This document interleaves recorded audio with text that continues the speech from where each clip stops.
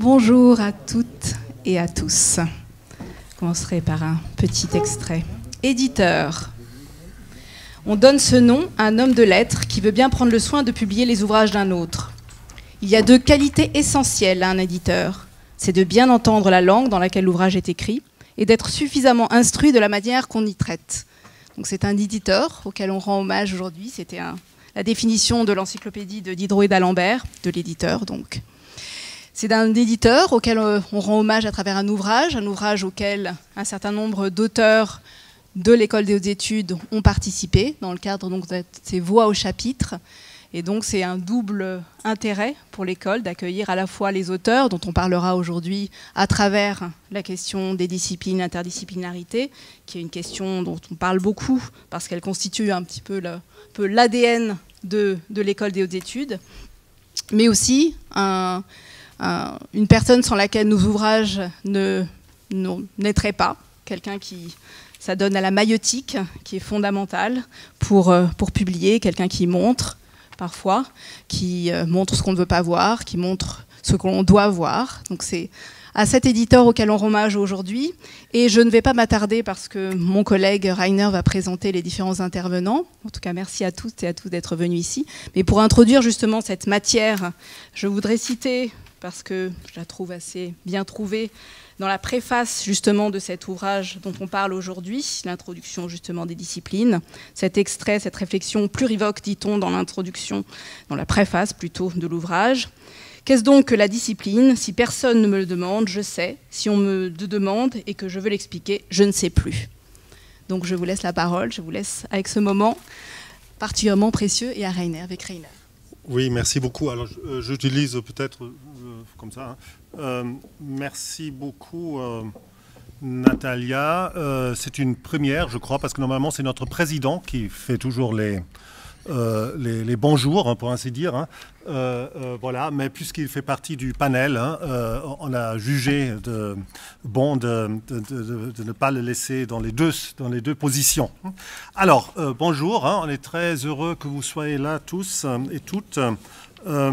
Donc pour cette... bon, après on appelle ça un mélange, on appelle ça une sorte de livre qui s'intéresse justement à la question des disciplines, de l'interdisciplinarité, de la pluridisciplinarité. Hein.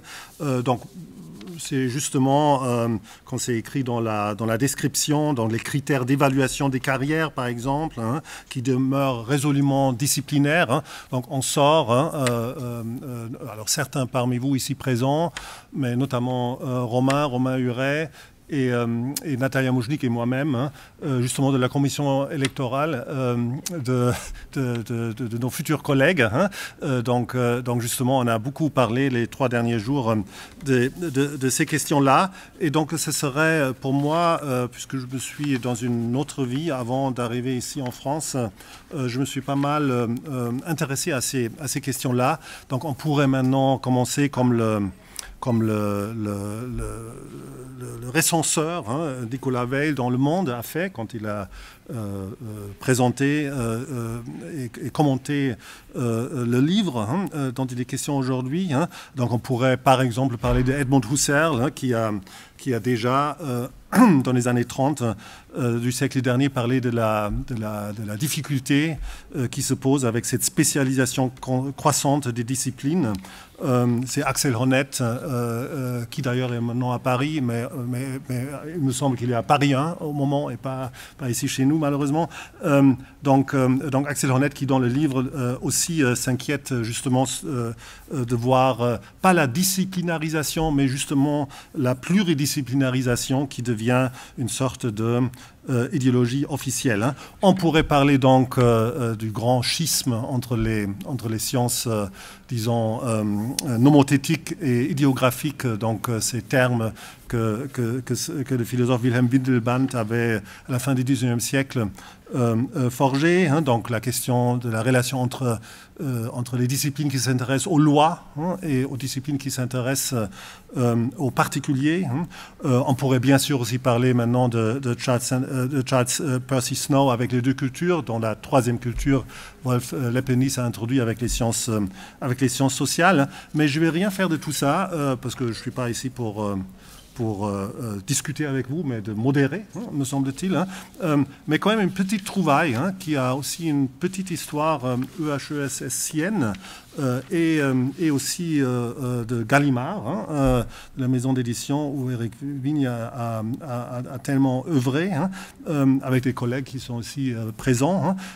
Donc je voulais juste vous rappeler, si peut-être vous connaissez ou vous rappelez vous-même de cet auteur, Hans Magnus Enzensberger, qui était invité ici de prononcer la conférence Max Bloch il y a une douzaine d'années, me semble-t-il.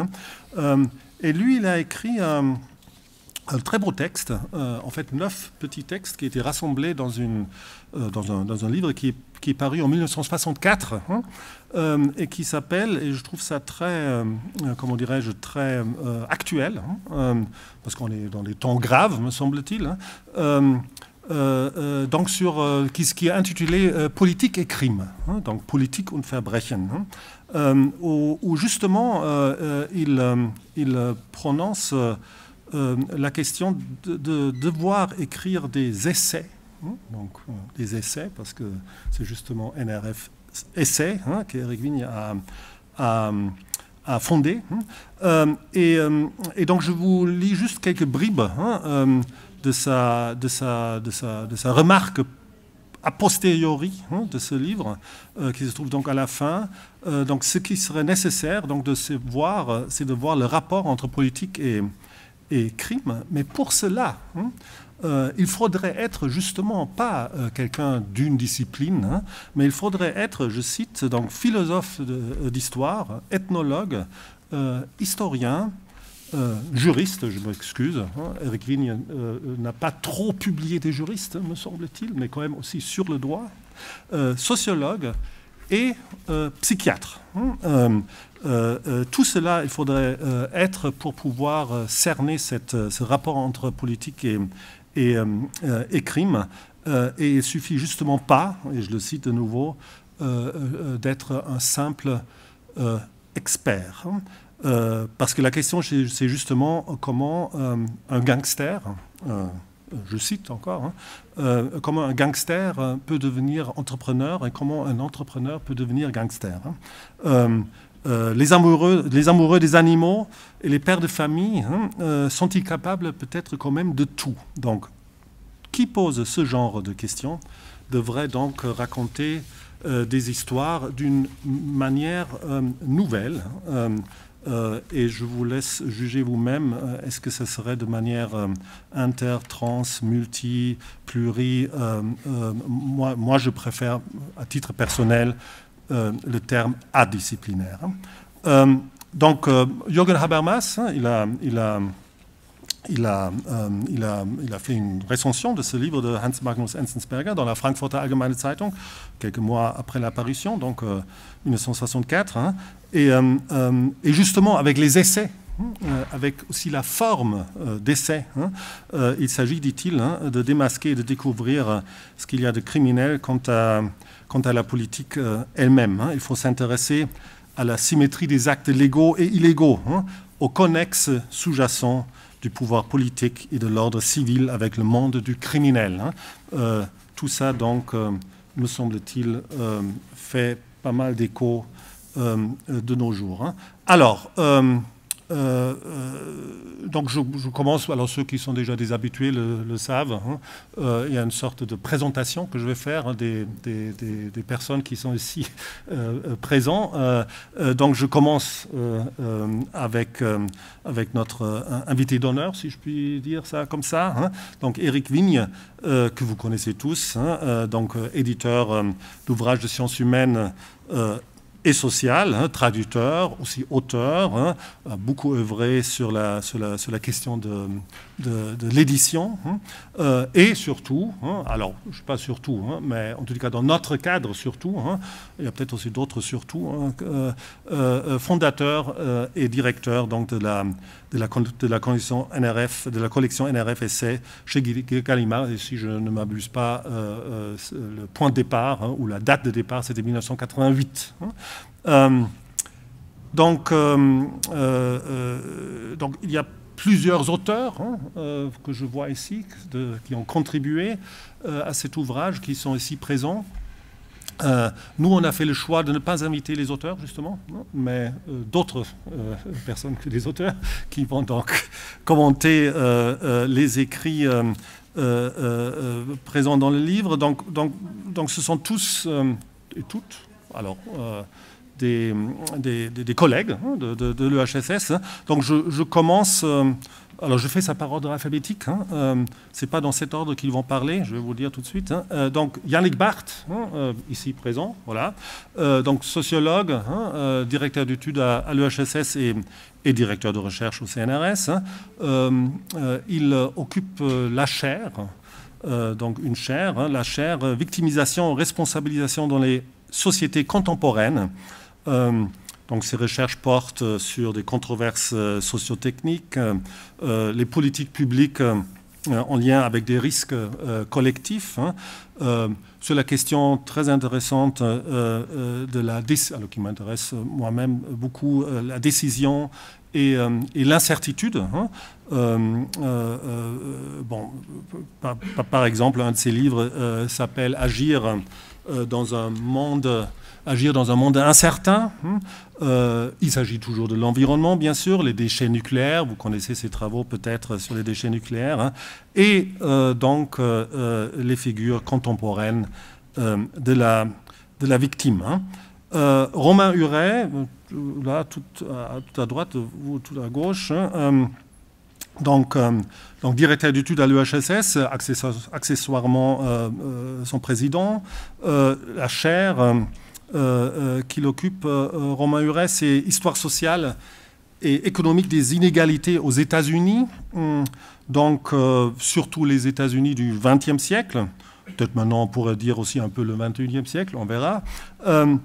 Donc juste comme mots-clés, pauvreté, fiscalité, conséquences sociales, culturelles et autres de catastrophes naturelles. Le capitalisme en procès, donc son dernier livre, les millions de Monsieur Milan, donc c'est un très beau titre qui est dû au hasard historique. Donc, Daina Ribard, aussi directrice du coup d'études à l'EHSS, historienne et littéraire, dirais-je. Je ne sais pas si c'est vraiment juste, mais je crois quand même. Donc, historienne et littéraire, occupe la chaire Histoire et récit du travail. Alors, histoire en singulier et récit en pluriel. Donc, mots-clés, histoire des disciplines, histoire des métiers. Parle toujours, c'est toujours à partir de la question de l'écriture qui est au centre de ses intérêts. Donc, dernier livre paru chez Gallimard il y a 1 an et demi, alors chez Gallimard, Seuil et EHSS, et les éditions de l'EHSS, Le Menuisier de Nevers, poésie ouvrière, faits littéraires et classe sociale. Donc, j'ai pas beaucoup, vous devez m'en excuser, j'ai pas beaucoup parler du livre lui-même et des auteurs qui sont présents, mais je laisse Éric Vigne, du coup, le faire. Il est là aussi pour ça.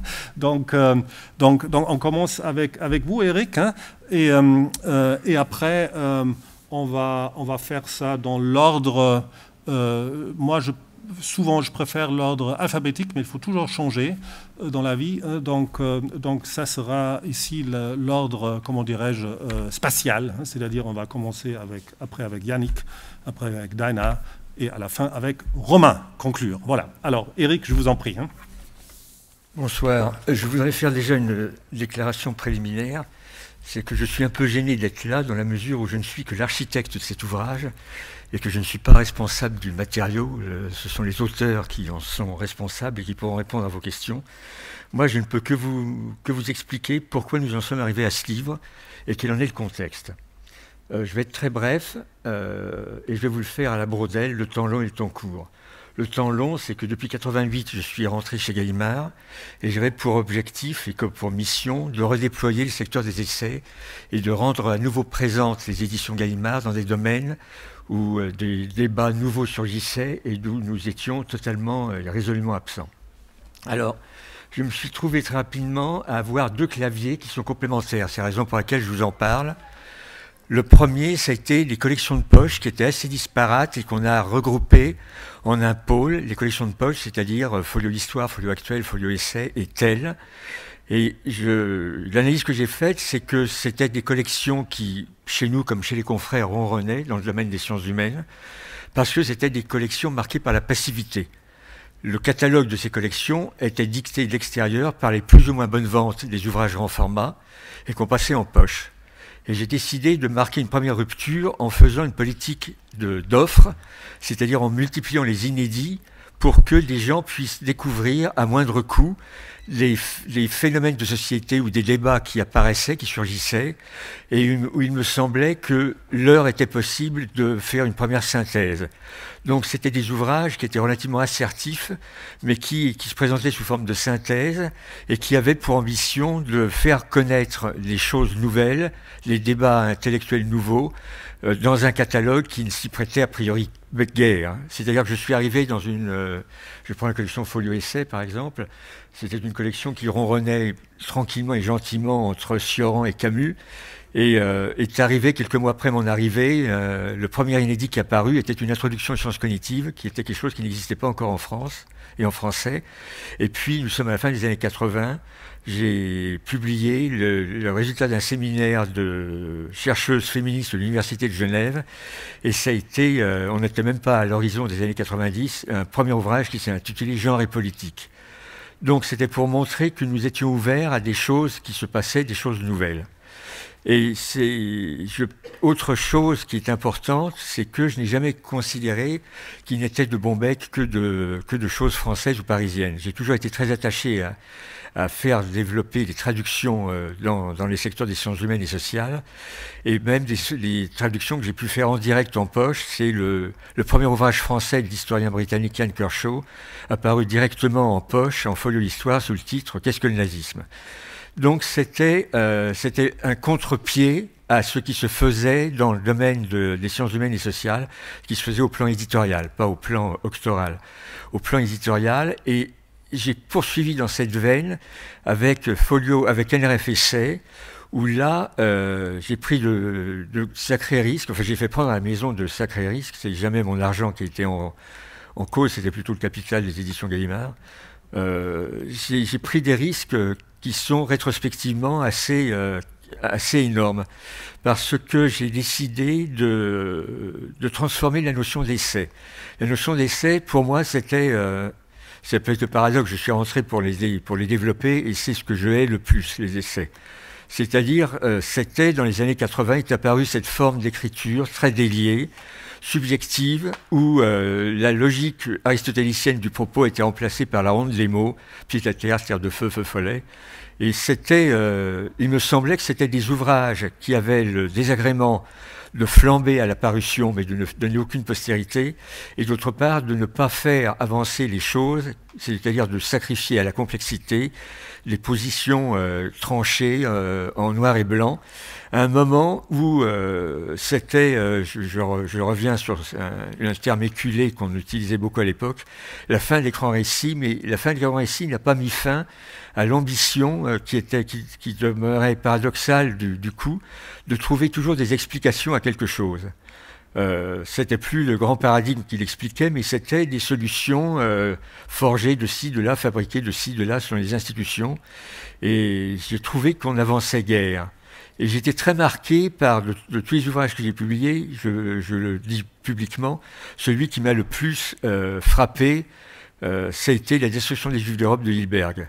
D'abord parce qu'on a fait en sorte que cet ouvrage soit jamais réimprimé, il a toujours été réédité, c'est-à-dire que dès que nous avons fait des tirages nouveaux, il y avait du matériau nouveau qui nous était apporté par Hilberg.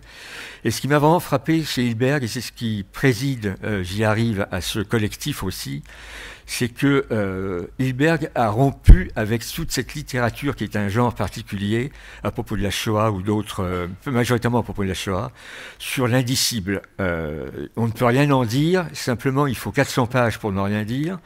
Et c'était une forme d'ouvrage qui cherchait à répondre toujours à la question « pourquoi ?» Et Primo Levi rappelle qu'un jour, un garde Sturm lui a répondu « Iris kein Warum », ici il n'y a pas de pourquoi.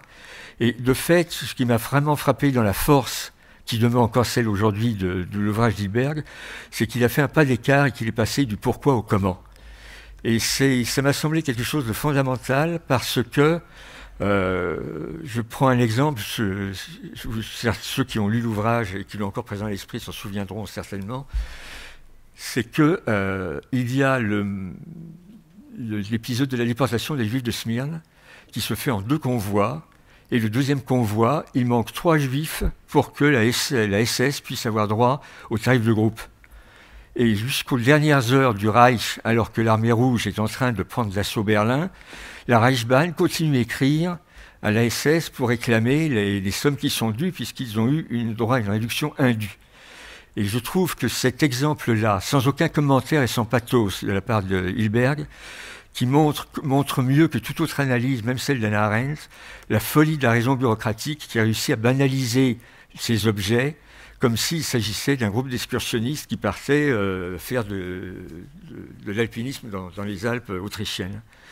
Et cette question du comment, ce déplacement, c'est ce qui a présidé à NRF Essai depuis le début. C'est-à-dire, ce n'était pas des essais au sens où, d'abord, il y avait des ouvrages qui avaient des dimensions qui étaient énormes par rapport au genre essai, mais c'était toujours cette volonté de rester rivé à une question, de montrer que cette question survivait à toutes les réponses qu'on pouvait y trouver, parce que cette question devait toujours être reformulée, alors que les réponses étaient données définitivement. Et c'est ça qui m'a conduit à publier, à diriger une RFSC avec quelques 300 titres au cours des 36 années de présence chez Gallimard. Et quand j'ai appris que vous me faisiez l'honneur de parler de l'ouvrage, j'ai cherché qu'est-ce qu'il pouvait bien y avoir en commun entre tous ces ouvrages. Et c'est ce qui me paraît le plus important, c'est que tous ces ouvrages ont marqué un pas d'écart, ont marqué une volonté de rompre avec le discours officiel dominant, au sens neutre du terme, quantitativement dominant, qualitativement c'est autre chose. Et c'est ça qui m'a amené à vouloir, partant du principe que le 31 décembre 2024, je mettais fin à 42 ans de travail éditorial, je voulais faire un point d'étape, ce que finalement cette collection avait pu apporter. Et l'idée m'est venue, il y avait 2 solutions pour fêter les 35 ans de l'NRF-Essai. C'est un gigantesque cocktail avec des gens qui venaient, mais ne savaient pas réellement pourquoi. Et un bilan, ce qui est rarement fait, un bilan par un éditeur, du travail éditorial qu'il a fait collectivement avec sa maison d'édition et avec les auteurs. Et ce bilan éditorial, il m'est venu à l'idée de le placer sous le règne de la discipline, c'est-à-dire ce avec quoi je me suis dépatouillé, voire battu, parce que la pluridisciplinarité a été doublement présente dans la collection. D'abord au niveau macro, parce que vous avez des collections, des ouvrages de toutes disciplines, droit, économie, histoire sociale, histoire culturelle, philosophie, etc., etc. Et ensuite parce que nombre de ces ouvrages pratiquaient au sein même de leur écriture fusionnelle, l'approche de différentes disciplines, avec, ce qui m'a toujours frappé, un profond respect du mode d'emploi de ces concepts qu'ils utilisaient, qui n'était jamais décontextualisé de la boîte à outils où ils étaient empruntés, et ce qui fait, je crois, la qualité de nombre d'ouvrages, sinon de l'ensemble de la collection. Et j'ai donc profité de ce qu'il y avait ce 35e anniversaire pour concevoir un ouvrage autour de la discipline, en invitant à y collaborer, sans savoir ce qui allait m'être répondu, des auteurs qui ont pratiqué plus que peu la pluridisciplinarité ou l'appel ou le croisement de disciplines différentes qui pouvaient être connexes comme elles ne pouvaient n'être que voisines. Et seuls, pour des raisons de calendrier, manquent 2 auteurs qui avaient accepté d'abord, c'est Vincent Descombes et Jürgen Habermas. Sinon, c'était un objet que je trouvais complet dans la liberté donnée à chacun de répondre. Beaucoup m'ont répondu que c'était une occasion qu'ils prenaient, qu'ils ne s'étaient jamais vraiment posé la question de je dirais, la théorie de leur pratique, pour parler comme dans les années 60. Et je suis content de ce que cet ouvrage puisse faire son chemin dans la diversité, dans l'hétérogénéité peut-être, parce que les formes d'écriture sont très diverses. Mais voilà, il me semble que c'était un rapport d'étape important, et je crois que plus souvent que donné, ce serait bien que les éditeurs le pratiquent aussi. Merci. Merci beaucoup Eric. Donc on commence avec Yannick. Bonsoir, et merci d'abord de m'avoir invité à commenter ce livre. Alors, je voulais commencer par une boutade en disant que, contrairement aux apparences, ce livre ne répond pas à une commande du Conseil scientifique de l'EHESS et qu'il n'a pas non plus été financé par l'EHESS, sauf erreur de ma part, Président. Mais je dis ça parce qu'on pourrait le croire quand il arrive à point nommé dans la réflexion qui s'est engagée à l'école au sujet du rapport entre les disciplines et de l'interdisciplinarité. Alors, cette réflexion, elle n'est pas nouvelle, puisque en 1973, une rencontre interne à la 6e section de l'école pratique des hautes études, la rencontre dite de Royaumont, peu avant donc la création de l'EHESS, abordait déjà de manière centrale la question de l'interdisciplinarité. Dans cette rencontre, parce que j'ai eu le compte-rendu, l'un des intervenants affirmait que la tâche de l'école n'est pas l'institutionnalisation de l'interdisciplinarité, mais sa problématisation. Donc voilà pourquoi je dis que ce livre arrive à point nommé, parce que selon moi, il participe à cet effort de problématisation de la notion de discipline, mais surtout, à lire les contributions, de la question de la pluridisciplinarité ou de l'interdisciplinarité. Alors ce que je voulais dire aussi en préambule, c'est qu'évidemment, on peut être qu'impressionné par un livre collectif qui, à l'image de cette prestigieuse collection NRFSC, rassemble autant de signatures, de grandes signatures, avec des textes à la fois brefs mais très denses. Ce qui frappe aussi, c'est que c'est la manière très personnelle, finalement, avec laquelle chaque auteur a répondu à votre demande, et demande qui est rappelée dans l'avant-propos, c'est-à-dire il s'agissait de prendre le temps de penser la notion de discipline, telle que ces auteurs la conçoivent, la pratiquent et l'enrichissent. Alors on a certains textes qui engagent une réflexion très large sur l'interdisciplinarité ou sur la notion de discipline. D'autres se veulent presque, je dirais, presque plus intimes, plus autobiographiques en tout cas, et retracent un parcours disciplinaire avec des pas de côté, des écarts, des chemins de traverse. Alors au-delà de leur diversité, tous ces textes présentent quand même un point commun qui est celui de rejeter et de moquer l'injonction bureaucratique à l'interdisciplinarité, celle des politiques de recherche, celle des appels à projets, c'est-à-dire ce que Axel Honneth appelle dans sa contribution l'idéologie de l'interdisciplinarité, avec son cortège de mots fourre-tout, de formules qui sont souvent dans les contributions tournées en dérision, j'en ai noté quelques-unes, transversalité, dialogue entre les disciplines, établir des ponts, faciliter des transferts. On pourrait rajouter, si j'en crois, un dernier appel d'offres qui vient de la mission interdisciplinarité du CNRS, se situer aux interfaces, hybrider les savoirs. Alors, pour la plupart des auteurs, ce discours relève donc, on l'a compris, d'un simple effet d'affichage, d'un artifice, voire d'un idéal fallacieux, car cette interdisciplinarité officielle, j'allais dire, tout le monde en parle sans jamais vraiment la pratiquer, comme l'écrit l'un des contributeurs au livre. En réponse, chacun des auteurs montre que dans la pratique, en fait, tout le monde, ou presque, se situe déjà dans une démarche interdisciplinaire. Alors la question, c'est de savoir de quelle interdisciplinarité s'agit-il. Alors là encore, les réponses sont diverses. J'ai que 10 minutes, donc je vais pas entrer dans le contenu de chaque contribution, mais j'ai relevé plusieurs éléments communs. Enfin, disons, il y a 2 éléments qui m'ont frappé dans le livre, et je voudrais les mentionner tour à tour. La première chose qui m'a frappé dans ce livre, c'est que l'interdisciplinarité, ou la pluridisciplinarité, d'ailleurs, c'est des mots qui sont souvent interchangeables dans l'ouvrage, est pensée le plus souvent à l'échelle individuelle. C'est le chercheur seul, j'allais dire, dans son coin, confronté à son objet, qui organise en quelque sorte cette pluridisciplinarité en mobilisant les apports des autres disciplines. Alors parfois cet apport est justifié par l'objet, c'est l'objet lui-même, comme l'écrit Axel Honneth, qui contraint en quelque sorte le chercheur à adopter une perspective multidisciplinaire, ceci afin de prendre en compte les multiples dimensions du phénomène qu'il étudie. Mais parfois cet apport se fait plutôt dans une visée, je dirais, conceptuelle, c'est-à-dire qu'il s'agit d'importer des concepts d'autres disciplines susceptibles d'éclairer de nouvelles façons un objet. Hein, on a mentionné la notion de champ, par exemple, dans le cas des études littéraires. Mais encore une fois, c'est le chercheur seul qui organise ce dialogue interdisciplinaire. Et celui-ci, ce dialogue, ne procède pas d'un collectif. D'ailleurs, les collectifs, je le note, sont souvent décriés dans le livre.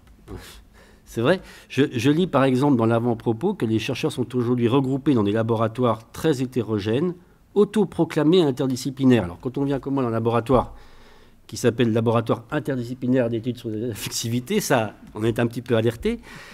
Et donc dans ces laboratoires autoproclamés interdisciplinaires, il s'avère, je cite encore, que la clé possible de la réussite de ces chercheurs sera de creuser un sillon toujours plus spécialisé, lui-même source de publications aussi quantitativement nombreuses pour la renommée d'un laboratoire qu'épistémologiquement souvent faible et sans impact sur la discipline elle-même.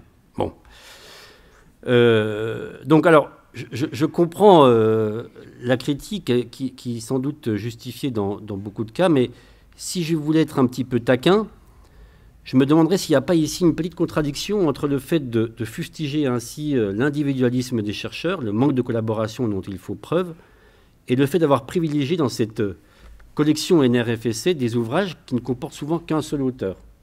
J'ai compté, par exemple, sur plus de 200, enfin, je ne sais pas combien il y en a d'ailleurs depuis 1988 qui ont été édités, mais on passe 200 ou quelque chose comme ça. 250. Ceux qui sont écrits à plusieurs se compte quand même presque sur les doigts d'une main. De même que l'ouvrage que nous discutons aujourd'hui est, sauf erreur de ma part, le premier ouvrage collectif de la collection, je crois. Alors, ça relève peut-être d'une contrainte commerciale. Je sais que, enfin, on le dit en tout cas, je ne sais pas si c'est vrai que les ouvrages collectifs aujourd'hui se vendent peu, ou est-ce que cela traduit une conception de la pluridisciplinarité comme quelque chose qui se pratique donc d'abord à l'échelle individuelle. Il y a plus de 50 ans, donc, lors de la rencontre de Royaumont que j'évoquais à l'instant, l'un des intervenants affirmait, je cite, que la pluridisciplinarité est d'autant plus efficace qu'elle s'accomplit dans un seul individu. Voilà, me semble-t-il, mais je peux peut-être me tromper, la conception que partagent les auteurs de ce volume, peut-être leur éditeur aussi, ce qui laisserait à penser que les collaborations dites pluridisciplinaires ne sont pas paradoxalement ce qui favorise le plus la pluridisciplinarité. Alors, je dirais qu'on peut aisément partager une telle conception qui est sans doute plus réaliste et moins artificielle que les vastes montages qui sont réclamés d'ordinaire dans les appels à projets. Plus réaliste parce que je connais finalement peu de chercheurs, en tout cas ici à l'école, qui s'en tiennent pour nourrir leur travail et leur réflexion à des lectures issues de leur discipline. Mais dans ce cas, c'est un peu mon interrogation, peut-être peut-on s'interroger sur les conditions de possibilité néanmoins de cette interdisciplinarité-là. Qu'est-ce qui favorise en fait cette interdisciplinarité, du moins l'ouverture à d'autres disciplines, ou l'utilisation de travaux qui en émanent, y compris quand on se place encore une fois uniquement à l'échelle individuelle, donc ce qu'on part du chercheur qui est dans son coin. La première chose qui vient à l'esprit, c'est la mise en contact, évidemment, c'est-à-dire la familiarisation des travaux qui proviennent de disciplines voisines. Et de ce point de vue, le HESS, qui regroupe des chercheurs issus de plusieurs disciplines, favorise évidemment cette familiarisation. Mais pour qu'il y ait interdisciplinarité, y compris à l'échelle individuelle, encore faut-il que ces travaux soient dotés, me semble-t-il, d'une capacité de circulation, c'est-à-dire qu'ils soient exportables, en d'autres termes, dans d'autres disciplines, ou qu'ils s'efforcent de l'être, qu'ils soient appropriés. Et la capacité de circulation, là encore, il me semble, passe par un effort de généralisation, de modélisation, de conceptualisation. Et peut-être que c'est ça, au fond, ce qui manque parfois à certains travaux, mais peut-être c'est ça, au fond, qui est l'une des conditions de possibilité majeure de l'interdisciplinarité, de même que l'appropriation passe par ailleurs par un effort de traduction, trahison, adapté à chaque discipline. Alors la question qu'on peut se poser, c'est est-ce que l'essai, tel que vous le concevez, favorise particulièrement cette capacité de circulation? Sans doute. Est-ce que c'est la seule? Est-ce qu'une étude de cas, par exemple, peut aussi être dotée d'une capacité de circulation? On retombe ici sur de vieux débats et sur l'une des opérations majeures des sciences sociales. Je fais référence aux 3 volumes qui avaient été publiés il y a quelques années par l'école, Faire des sciences sociales. L'un des volumes s'intitulait justement « Généraliser ». Peut-être ça. Alors, reste à savoir comment organiser cette interdisciplinarité ainsi conçue sur le plan collectif, c'est-à-dire à travers des collaborations explicites, puisque ce sont elles qui sont réclamées dans les appels à projets.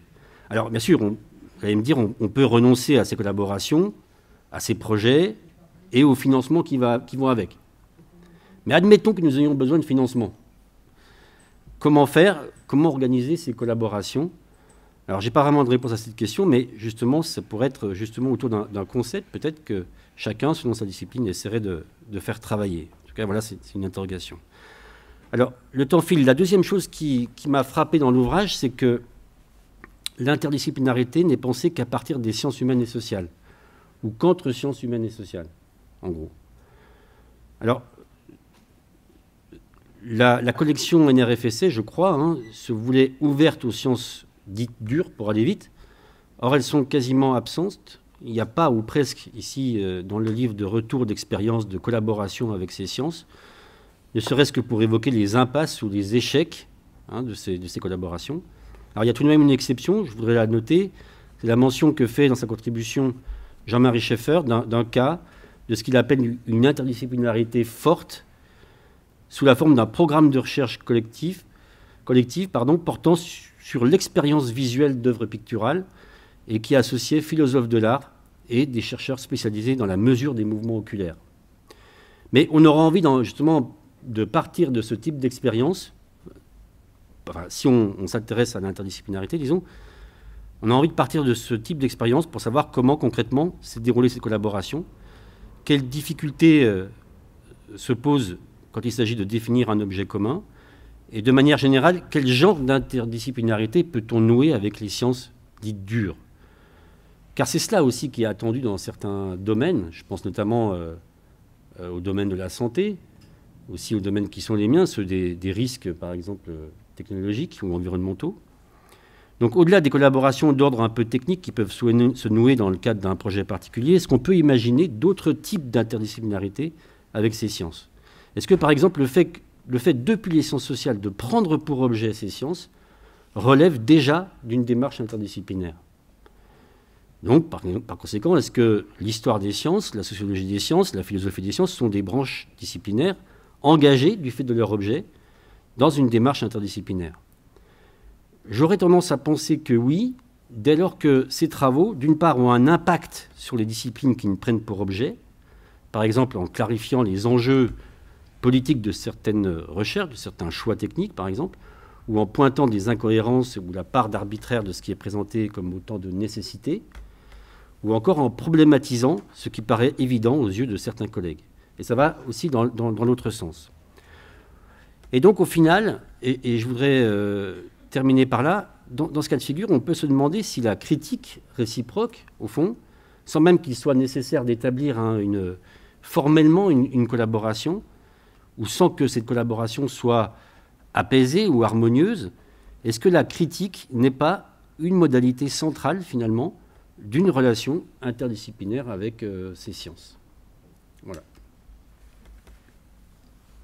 Merci beaucoup. Alors, je ne sais pas, Eric, vous êtes là pris un peu dans un piège parce que on est un peu...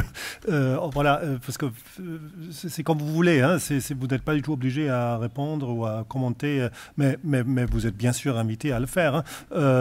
Voilà. Allez-y. Hein. C'est que nous parlons d'interdisciplinarité, de dialogue, mais arrive un moment où il faut lui donner une forme matérielle, sous forme d'un livre.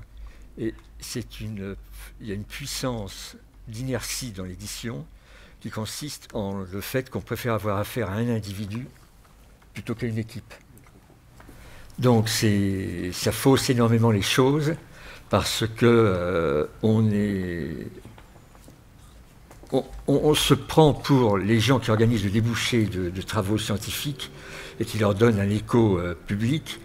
Et en fait, il y a déjà un biais qui est que nous ramenons tout à une personne qui pourra rendre compte et rendre raison des travaux. Et nous ne sommes pas équipés pour faire des ouvrages collectifs.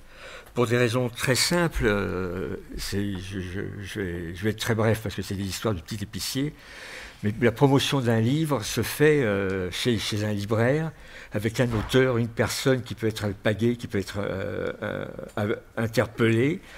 Je vois assez mal un ouvrage défendu par 5 ou 6 auteurs qui chacun apporteront finalement un point de vue qui sera monté en généralité, puisqu'il sera là pour représenter à la fois son apport personnel et l'apport de l'ouvrage. Et c'est des biais auxquels on ne peut échapper. Donc on essaye de jouer avec, de ne pas nécessairement, du moins ça a été ce que j'ai pratiqué, pas nécessairement prendre le rôle titre et faire venir et mettre en avant la personne qui est déjà connue pour ses travaux, parce que souvent l'originalité est originaire, et elle apparaît chez des chercheurs qui se lancent pour la première fois et qui ont soit le psittacisme de répéter ce que l'autorité universitaire leur dit de répéter, soit au contraire de vouloir s'envoler de ses propres ailes. Et du coup, il y a un problème effectivement majeur. Je ne voudrais pas revenir au mal du matérialisme dialectique, mais les conditions matérielles de circulation, à partir du moment où c'est publié par un éditeur, les modalités de circulation d'un savoir introduisent de très nombreux biais qui n'ont pas nécessairement à l'origine une essence dans l'institution, mais qui peuvent avoir un effet en retour sur cette institution avec la notoriété d'une question, d'un labo. Et je suis conscient des biais déformants qu'un éditeur introduit en voulant ramener un titre, un auteur. Et qui sont pourtant les conditions majoritaires de notre expérience de commercialisation, c'est-à-dire de mise en circulation des savoirs. Merci Eric.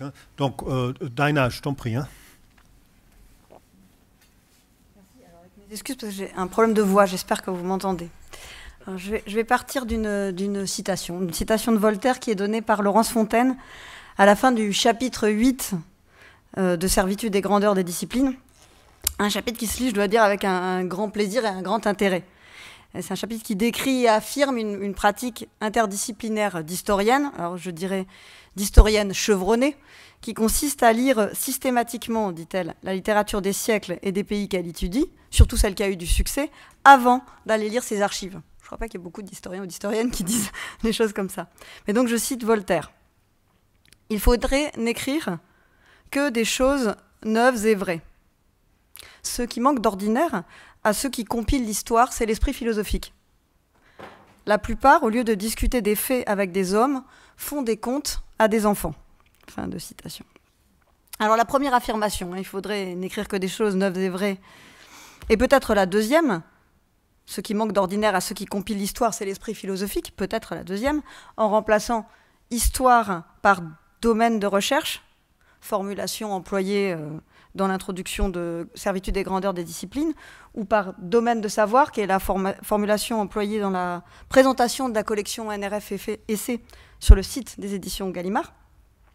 Donc la première et la deuxième affirmation de Voltaire me paraissent correspondre au programme de la collection NRF-EC, dont quelques-uns des auteurs, quelques-unes des autrices, pour reprendre Éric Vigne, sont rassemblés dans Servitude et grandeur des disciplines. Voilà, j'aimerais bien savoir si Éric Vigne est d'accord, mais il me semble que ça paraît correspondre au programme. Alors la troisième affirmation de Voltaire, donc la plupart des historiens, mais bon, au lieu de discuter des faits avec des hommes, font des contes à des enfants. Donc cette troisième affirmation, elle pourrait résumer, je crois, ce que plusieurs chapitres, et sans doute le livre dans son ensemble, dans son projet, disent de ce que, Yannick Barthes l'a dit, le chapitre 3 appelle un dogme de la recherche scientifique, c'est-à-dire l'interdisciplinarité ou la pluridisciplinarité comme injonction, comme norme, finalement comme verbiage. Voilà. Le projet du livre, et avant lui, et surtout, je pense, le projet de la collection NRF-EC, même si ce projet a pu varier à travers le temps, ça me paraît être d'opposer aux contes interdisciplinaires pour enfants des faits à discuter entre hommes et entre femmes d'ailleurs, le fait disciplinaire et le fait interdisciplinaire. Cette philosophie spontanée des savants. Alors je cite à nouveau l'introduction de Servitude et grandeur des disciplines.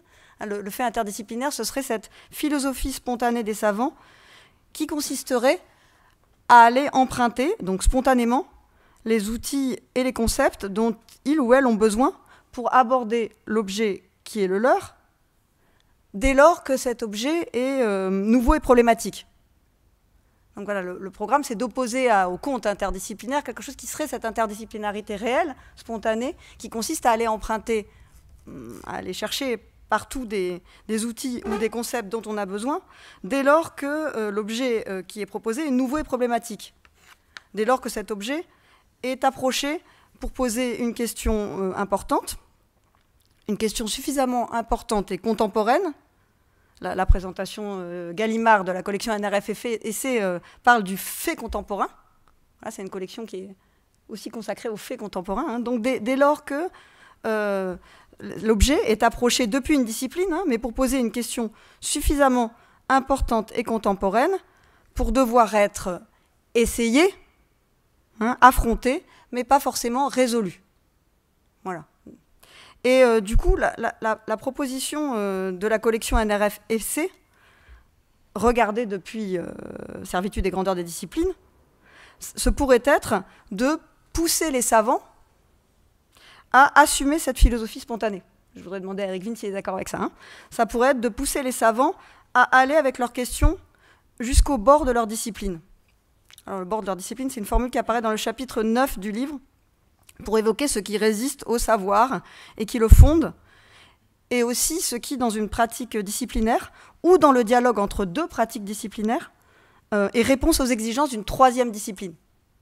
Voilà. Donc, pousser les gens à aller au bord de leur discipline, hein, sur ce bord où ils doivent accepter de penser. Voilà, et le chapitre 12 parle, plutôt que de penser, de vivre le temps, de vivre la pratique de l'histoire, en l'occurrence, comme une expérience philosophique. Et c'est quelque chose qui revient dans plein de chapitres.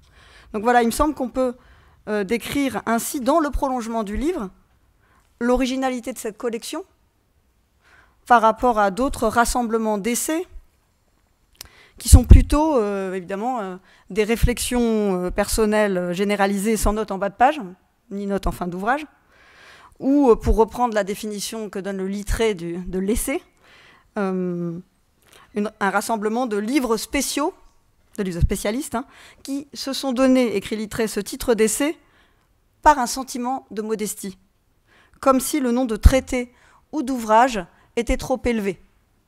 Alors effectivement, on n'écrit pas tellement, on écrit guère d'essais, de traités aujourd'hui, hein, mais voilà, l'originalité de cette collection, c'est en s'opposant à ces différentes formes de l'essai, hein, l'essai comme réflexion générale, personnelle mais générale, un certain niveau de généralité sans note en bas de page, ni en fin de volume, ou l'essai comme titre de modestie donné à quelque chose qui pourrait tout aussi bien s'appeler traité, en un autre temps, disons, qui aurait pu s'appeler traité en un autre temps. Voilà, donc l'originalité de la collection, ce serait de pousser les gens, les savants, à aller au bord de leur discipline pour y penser. Alors, Servitude et grandeur des disciplines porte en partie donc sur le fait disciplinaire.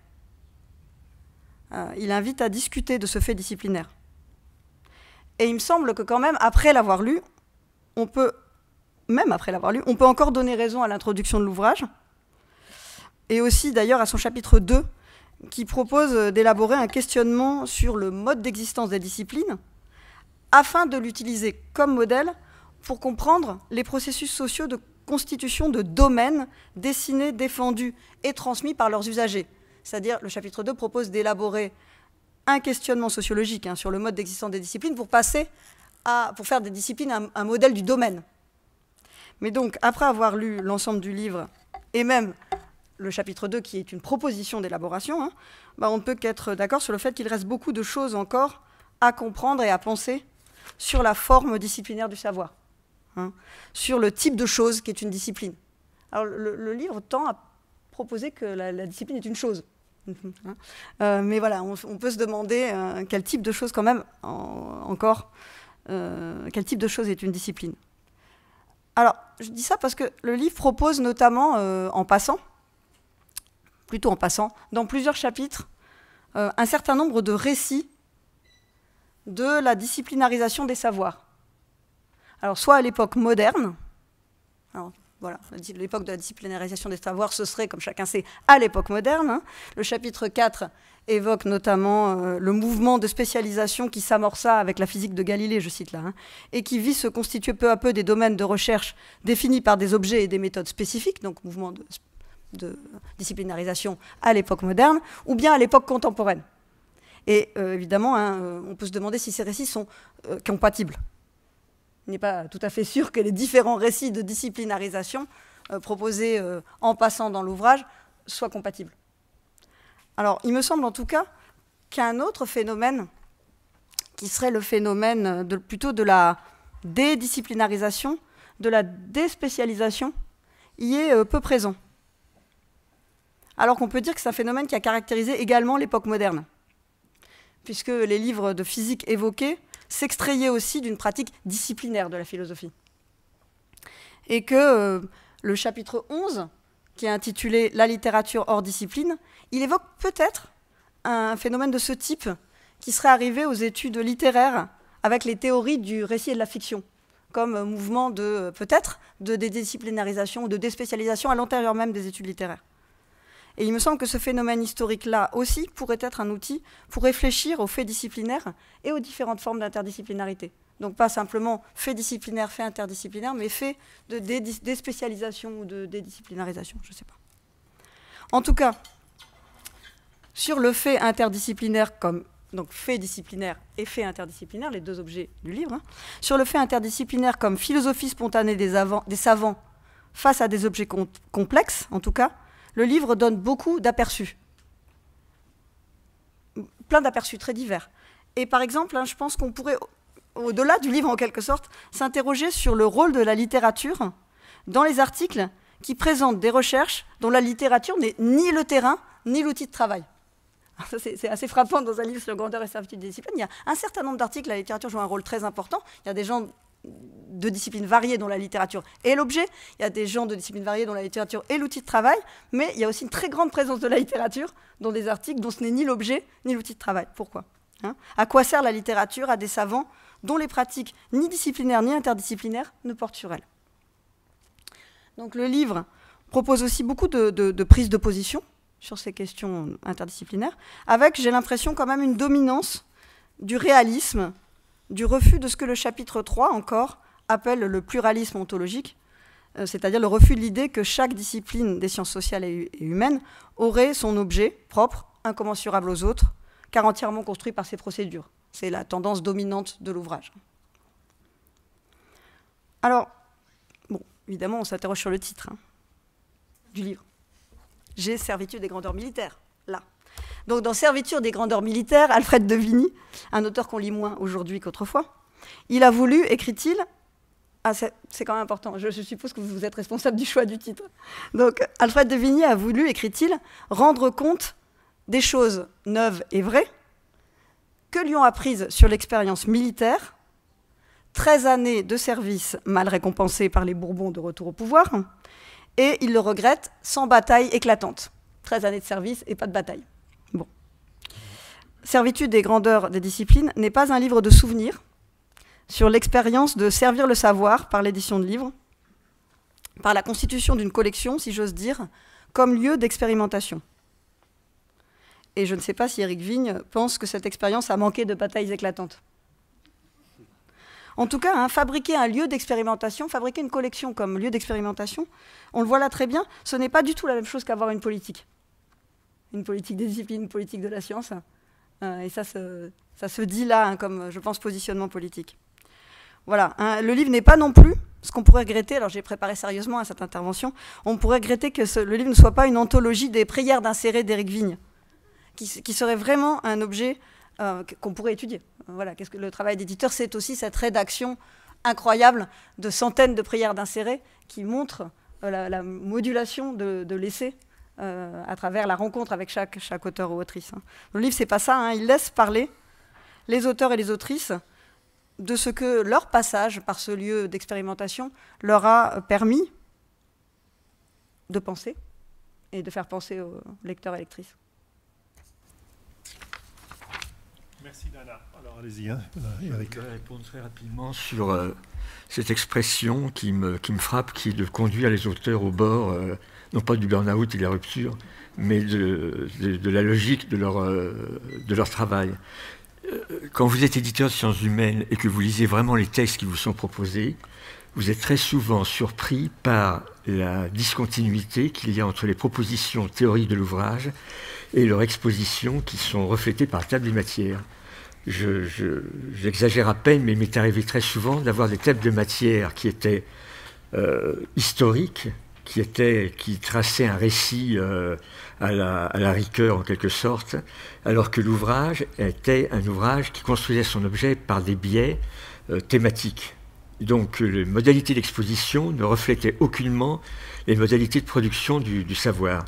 Et le rôle de l'éditeur, qui est le rôle d'être un premier lecteur, c'est d'essayer de rabibocher et ça c'est pas le plus facile, de rabibocher les procédures d'exposé de résultats qui sont eux-mêmes exposés par la démarche de l'auteur, et des possibilités de lecture, une certaine fluidité pour le lecteur, mais une fluidité qui n'est pas simplement stylistique, qui est aussi dans la grammaire des savoirs, une fluidité qui permet de comprendre pourquoi ces modes d'exposition sont de tel ressort plutôt que de tel autre.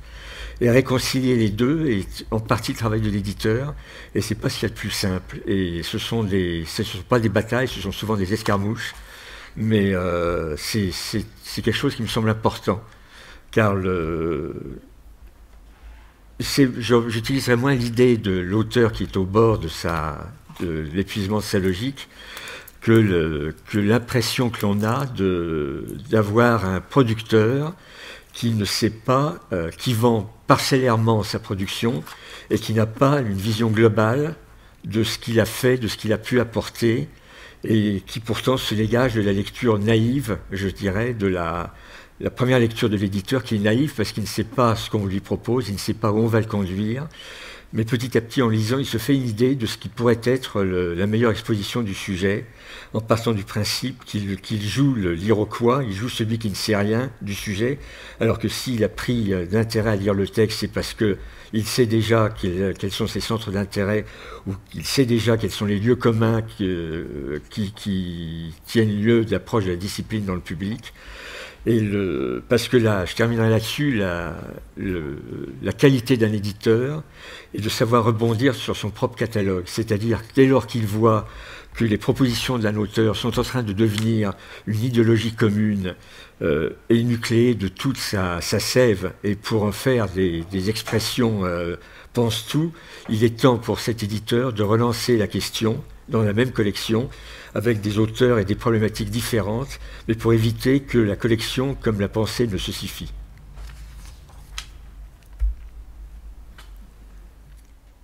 Très bien. Merci beaucoup. Romain, je t'en prie. Hein. Merci beaucoup, Rainer. Pour démarrer, je voudrais peut-être d'abord vous dire merci. Je crois qu'on dit rarement merci dans les sciences sociales et à l'EHESS. On ne dit pas toujours merci aussi pour tout ce que vous avez fait pour l'école. Parce que moi, quand je regarde quand même... alors, vous n'étiez peut-être pas volontaire de le faire pour l'EHESS, mais comme président de cette institution, je suis très heureux de vous remercier. Je crois qu'il y a de nombreuses personnes dans la salle qui se joindront à mes remerciements. Parce que quand on lit la fin du livre, quand on lit le catalogue, on a aussi une histoire de l'école. Et plein d'histoires de l'école. Je pense que chacun y verra beaucoup de souvenirs, beaucoup de noms, beaucoup de livres qui ont été préparés ici, qui ont été préparés dans des séminaires, qui ont été préparés dans des discussions, qui peut-être certains sont nés à la cafétéria à côté. Et je crois qu'on a besoin d'éditeurs, on a besoin de collections, et je pense que la vôtre a été très importante pour l'école, pour l'institution. Et comme beaucoup ici, je crois que je suis triste que vous partiez en retraite. Bon, on ne va pas vous convaincre de ne pas le faire. Mais en tout cas, à l'heure où on fête nos 50 ans, où l'école fête ses 50 ans, je crois qu'il est important de regarder aussi le catalogue que vous avez créé pour lire une histoire de l'école.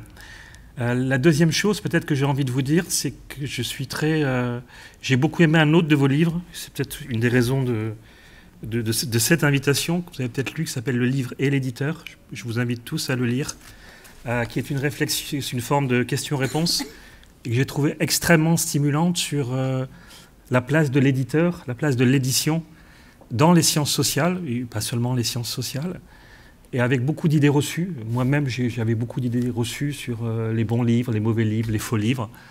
Et à vous lire, c'est très stimulant, et vous donnez encore un peu d'espoir dans des temps qui en manquent. Et on a envie de croire qu'il est encore possible de renouer des partenariats, de renouer des liens riches avec le monde de l'édition. Parce qu'on est parfois un peu désespéré de ce qu'on entend, de ce qu'on voit dans d'autres maisons d'édition, dont je tairai le nom, mais qui prennent des chemins un peu étranges et qui ont beaucoup aidé à diffuser les sciences sociales en France. Et donc je crois qu'on doit, peut-être pour les 50 prochaines années de l'EHESS, mais pour le monde de l'édition, pour Gallimard et pour d'autres, repenser, à mon avis, les liens avec les universitaires, avec les sciences sociales, repenser des collections, peut-être ensemble, avec vous, sans vous. Mais en tout cas, on a vraiment besoin, je crois, de renouer des liens. Et je suis très heureux que vous soyez présents ici. Et je crois qu'il faut qu'on continue, je le dis à Jérôme qui est là, à Rainer, je pense qu'il faut qu'on continue à inviter aussi des représentants d'édition, parce qu'on a cruellement besoin, je crois, de retrouver ces dispositifs de collaboration, de discussion avec le monde de l'édition. On dit beaucoup que l'édition est en crise, comme on dit que les sciences sociales sont en crise, qu'on ne lit plus les livres, que les éditeurs ne regardent plus les livres, ne discutent plus avec les auteurs, que certaines maisons sont devenues des machines à produire des livres sans les lire, sans un travail d'éditeur. Quand on vous lit, quand on vous écoute, quand on regarde votre travail, je pense qu'on a beaucoup de raisons d'espérer. Autre raison d'espérer, c'est ce livre, Serviture et grandeur des disciplines. Je l'ai trouvé très salutaire à la lecture, parce que quand on discute d'interdisciplinarité, y compris ici, et Yannick en introduction a évoqué les discussions à l'intérieur de l'EHESS sur la nécessité de repenser à la fois la disciplinarisation et l'interdisciplinarité. On est pris entre un discours passéiste, c'était mieux avant, qu'on voit parfois un peu dans le livre aussi. C'était mieux avant les disciplines, c'était mieux avant, c'était mieux au tout début des sciences sociales. Il y a des choses dans l'article très stimulant d'Axel Honneth sur Du Bois, sur d'autres grands penseurs états-uniens. Et Honneth, alors il n'est pas passéiste dans son livre, pas du tout, mais il rappelle aussi ce temps d'avant la disciplinarisation, d'avant les disciplines, où il a le sentiment que c'était plus facile en quelque sorte d'être interdisciplinaire. Il y avait moins d'enjeux symboliques, d'enjeux de recrutement, d'enjeux liés à la montée en généralité, je vais y revenir, mais finalement un temps béni où on pouvait très facilement, très aisément, sans risque pour sa carrière, faire de l'interdisciplinarité sa pratique ordinaire. Il y a un autre risque, il y a un autre écueil, qui est celui, et Yannick l'a évoqué, de l'injonction interdisciplinaire. Voilà, je pense que ça fait partie des mots qui sont assez insupportables pour moi et pour mon équipe à la présidence au 9e étage. On entend sans cesse parler d'interdisciplinarité. Tout doit être interdisciplinaire tout le temps. La formation, l'internationalisation, la recherche, les ouvrages, les articles, enfin, les demandes de financement. Alors que finalement, quand on regarde ce que produit cette injonction interdisciplinaire, on est frappé à la fois de la faiblesse de l'interdisciplinarité produite dans ces travaux collectifs et financés, et on est aussi souvent frappé de les calculs qui sont faits de la disciplinarisation, y compris de revues qui se disent interdisciplinaires. Il y a 2 ans, il y avait une étude dans une grande revue de sciences qui disait que les revues qui se qualifiaient d'interdisciplinaires ne publiaient souvent que des articles très disciplinaires. C'est-à-dire qu'elles rejetaient systématiquement les articles qui faisaient vraiment le pari de l'interdisciplinarité, et donc avec des seuils d'entrée qui sont compliqués. Quand vous faites de l'interdisciplinarité, vous êtes formé dans une discipline, donc vous allez vers une autre discipline, et donc en fonction des relecteurs, en fonction du travail de relecture et du sérieux de la revue, vous allez être confronté à cette disciplinarisation, et bien souvent, les articles les plus interdisciplinaires étaient rejetés par des revues interdisciplinaires. Donc on a ces deux deux écueils, le passéisme et l'injonction bureaucratique. Et je trouve que dans ce livre, il y a des pistes à suivre. Il y a des lieux où on pourra aller. On pourra aller individuellement, et à chacun de faire la lecture qu'il souhaite du livre, mais on pourra aller aussi aller collectivement, et j'y pense bien sûr pour le HESS. On pourrait y aller en réfléchissant à ce que vous appelez, là je ne suis pas d'accord avec vous, vous le dites à la page 10, vous dites qu'il n'y a pas eu de théorisation du livre. Je pense qu'il y a eu une théorisation, je me méfie toujours des gens qui disent qu'ils n'ont pas théorisé. Page 10, vous dites qu'il y a eu une absence de théorisation et que c'était le point fondamental. Je pense qu'il y a quand même une théorisation un peu implicite du livre. Alors je vais vous la soumettre et vous serez d'accord, et les auteurs seront d'accord ou pas avec moi. Mais je pense qu'il y a des lignes de faille dans le livre, j'en ai trouvé 5, et certaines ont déjà été évoquées, mais qui montrent qu'il y a quand même une théorisation peut-être implicite de l'interdisciplinarité. Je vais évoquer 5 pistes possibles. La première, c'est à partir de quelle discipline construit-on l'interdisciplinarité? Et ça, c'est une question fondamentale, une question qu'on se pose beaucoup à l'école. Mais dans le livre, j'ai été très surpris de voir que des philosophes ouvraient et concluaient le livre. Alors, je ne sais pas s'il faut y lire quelque chose, mais on sait que dans d'autres espaces, je pense à l'espace germanique que connaît bien Rainer, l'interdisciplinarité a été pensée à partir de la philosophie. Alors qu'en France, et à l'EHESS, elle a été pensée principalement à partir de l'histoire. Le cœur de l'interdisciplinarité du modèle brodélien, pour aller très vite, était l'histoire, et ensuite on a construit des passerelles disciplinaires, on a construit une interdisciplinarité où chacun devait faire de l'interdisciplinarité en dialoguant avec les historiennes et les historiens. Ça, c'est la première chose, première piste. Est-ce que ce choix, il y a un des historiens, des philosophes, pardon, lapsus révélateur, qui est là, il aura peut-être des choses à dire sur le fait que les philosophes ouvrent et ferment le livre. La deuxième remarque qu'on peut faire à la lecture, c'est qu'il y a il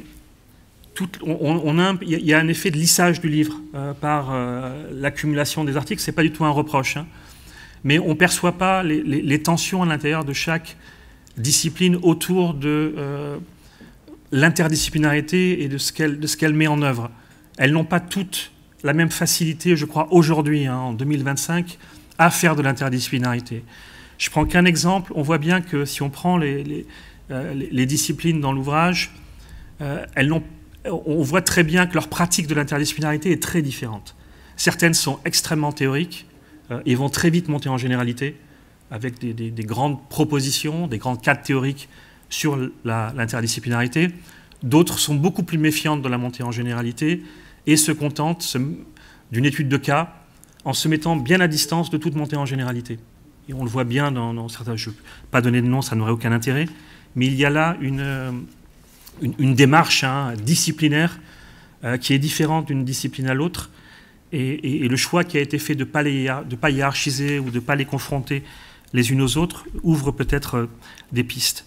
Le troisième remarque, troisième ligne de fuite du livre, et Yannick l'a évoqué, j'ai été très frappé aussi du fait que l'interdisciplinarité est construite comme une pratique individuelle, très fortement individuelle. Pierre, tu parles dans le livre de disposition intérieure du chercheur, tu parles d'une citation de Max Weber à la fin, en faisant un moteur de l'interdisciplinarité, et tu dis finalement c'est à chacun de trouver, je ne veux pas trahir ta pensée, ces dispositions intérieures. Voilà, l'interdisciplinarité, c'est... on aura beau avoir des injonctions venues d'en haut, injonctions institutionnelles, injonctions disciplinaires, injonctions de financeurs. Finalement, l'interdisciplinarité, c'est lié à des dispositions intérieures et à une envie de se confronter, de faire des choix dans sa carrière, dans ses circulations institutionnelles, de faire des choix d'interdisciplinarité et de faire ce déplacement dans sa pratique scientifique. Il y a assez peu de place sur le collectif. Il est souvent vu, et je rejoins ce que dit Yannick, de manière négative, alors que si je prends une institution comme l'école, et on travaille beaucoup sur son histoire, le séminaire collectif, par exemple, le séminaire interdisciplinaire a été un des lieux de construction, de mise en pratique de l'interdisciplinarité. Et je trouve que le choix qui est fait là, dans l'écriture du livre, ne reflète pas forcément la proposition qu'on pourrait faire d'un collectif interdisciplinaire. On pourrait réinventer, on pourrait s'approprier des collectifs interdisciplinaires et en faire quelque chose qui aille plus loin que les injonctions des agences de financement. Deux dernières remarques. Une qui a déjà été faite, comme Yannick, très frappé de l'absence d'interdisciplinarité large dans le volume, mais on ne peut pas tout écrire, hein, j'en conviens absolument. On aurait aimé peut-être plus de passerelles vers les sciences non sociales ou les sciences dites dures, pour entendre aussi et pour leur donner la parole, pour voir comment eux conçoivent l'interdisciplinarité et conçoivent le dialogue avec les sciences sociales. Je pense que c'est pour moi un enjeu très important de l'école aujourd'hui, comme ce fut le cas en 1975. Peut-être dernière remarque qui est assez peu présente, y compris dans les articles, et ça m'a surpris, c'est la non prise en compte des mondes non européens. C'est une histoire très européenne de l'interdisciplinarité, j'ai trouvé. Il y a très peu d'ouverture vers des territoires non européens. Alors c'est un petit peu dit, je crois je vais revenir sur la promesse d'écrire une histoire globale ou régionale des disciplines qui est faite à la page 11.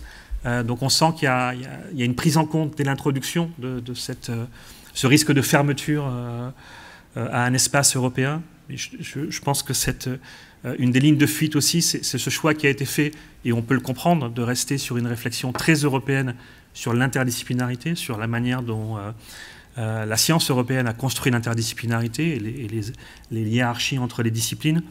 Il est souhaitable, je pense, peut-être de réfléchir, à mon sens, hein, aussi à ces ouvertures extra-européennes, hein, et à des réflexions sur ce que veut dire l'interdisciplinarité ailleurs qu'en Europe.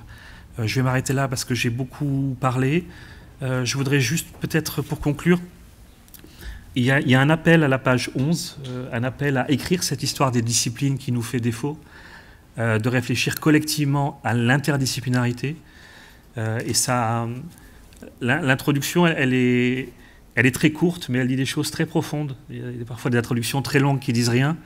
Là, c'est une introduction de 2-3 pages qui ouvre des grandes pistes et des choses très intéressantes, mais je trouve que cette ouverture à écrire cette histoire globale ou régionale des disciplines, hein, je vous lis, me semble très pertinente. C'est-à-dire qu'il y a des chantiers assez considérables à mettre en œuvre. J'espère que l'école jouera ce rôle-là. C'est le président qui va parler pour aider à cette écriture d'une histoire globale des savoirs, une histoire des disciplines, et je l'espère à partir des lignes de fuite qui sont très bien tracées dans l'ouvrage, à réfléchir, hein, collectivement, individuellement, à cette pratique de l'interdisciplinarité, comme nous y invite l'ensemble des articles. Je m'arrête là et je réitère mes très chaleureux remerciements pour tout ce que vous avez fait pour les sciences sociales. Merci beaucoup. Merci. J'ai été très heureux de la manière dont ce livre a été lu, discuté, dont vous avez perçu les lignes de force et les grandes faiblesses, mais parce que ce livre est avant tout pour moi une proposition. Ce n'est pas une porte qui se ferme, c'est des fenêtres qui s'ouvrent. Les fenêtres sont plus importantes que les portes. Elles sont plus aériennes, plus ouvertes. Et ce livre n'est pas, comme c'est un bilan d'étape, il est ouvert sur l'avenir. L'avenir, ce n'est pas moi qui continuerai à l'écrire, ce sont d'autres chez Gallimard. Mais voilà, ce livre est d'abord fondamentalement une proposition, et je suis heureux que ça ne vous ait pas échappé. Et merci pour vos lectures. Merci beaucoup, Eric. Voilà.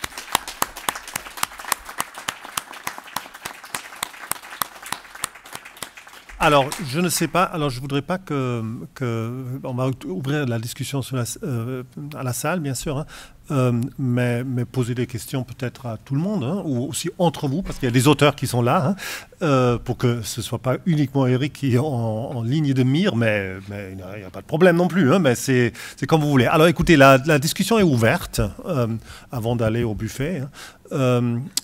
Donc, qui voudrait bien poser une question, faire un commentaire, et les auteurs et autrices sont bien sûr aussi invités à prendre parole, mais ils ne sont pas obligés. Voilà, Pierre Bourretz. Hein. Puisque Romain m'a gentiment interpellé. Éric, est-ce que je peux dire un secret? C'est que je pense, mais tu as peut-être une autre explication. La raison de la présence comme dernier texte du texte d'un philosophe, pour le premier, je ne sais pas, je crois qu'elle est... C'est un secret de Polichinelle, c'est que j'ai été le seul à dire « je transgresse l'interdit » consistant à dire ce livre n'est pas un livre d'hommage à Éric Vigne, c'est un livre sur un sujet, etc. J'ai été le seul à dire, écoutez, moi je commencerai en disant que ça n'est pas un livre d'hommage à Éric Vigne, et je termine en disant il n'y a qu'un seul éditeur, une seule maison d'édition, et à l'intérieur de cette maison d'édition, un seul éditeur avec qui j'aurais pu faire presque tous mes livres, parce qu'en gros j'ai fait tous mes livres avec toi. Bon, voilà. Donc c'est peut-être pas, ça va peut-être pas répondre à la question de Romain. C'est toi qui as composé l'ensemble. C'est toi qui as organisé le livre. Mais en même temps, ça me permet de le dire encore une fois et devant mes collègues. Et je suis particulièrement content qu'on fasse cette soirée ici parce que j'ai un peu l'impression d'être à la maison et qu'on t'invite à la maison et que Romain a merveilleusement dit ce que tu avais fait pour les sciences humaines et pour les sciences humaines et sociales. Voilà, donc je ne spéculerai pas sur la raison pour laquelle la philosophie est au début et à la fin, mais voilà. Ah ouais, Judith, vas-y. Une question à Éric que me souffle Daina, mais en fait que je me posais depuis un moment, sur les variations du titre.